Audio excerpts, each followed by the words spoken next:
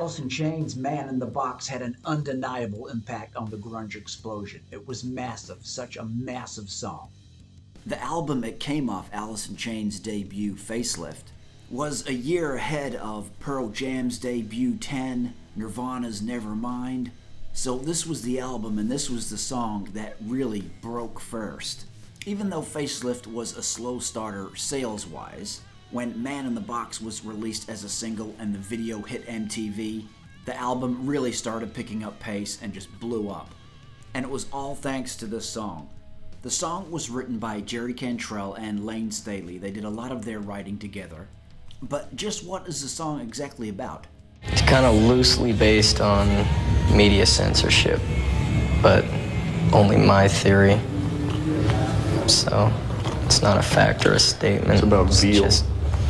Plus, I was really stoned when I wrote it, so it meant something different then. So the song in part was about censorship, but not entirely. As the story goes, the band were out with some record company executives from Columbia for dinner one night. Some of those executives were apparently vegetarians, and the conversation turned into how baby calves were raised in tiny boxes to be slaughtered for veal. And it is said for the final version of the song that it is written from the perspective of a calf in a box waiting to be slaughtered. And we do get that referenced in the music video. The music video was huge for getting this song out.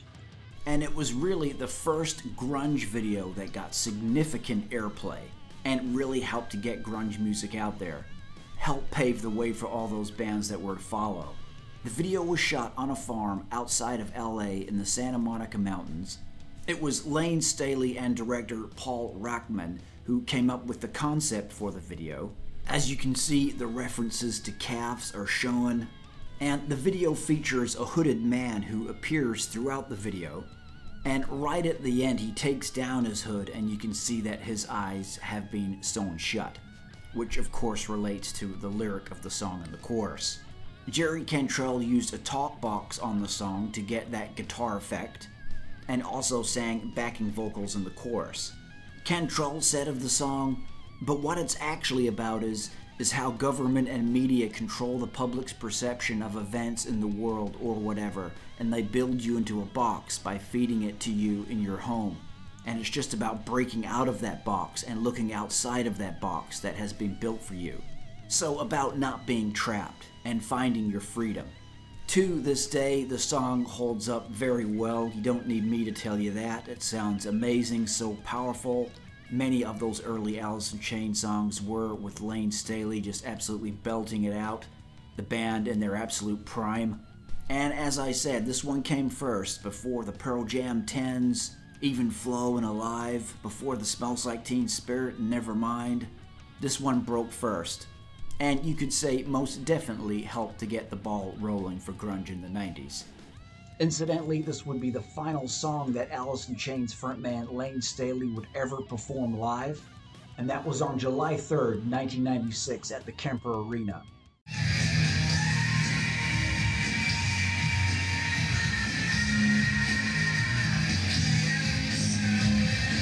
The final show he performed with his band Alice in Chains, and sadly just 6 years later Lane would pass away at the age of 34. A very sad end for Staley, but an absolutely legendary and powerful performance on this song. Thanks guys for tuning in. As always, be sure to drop a like down below and subscribe to the channel if you haven't already. We'll catch you next time.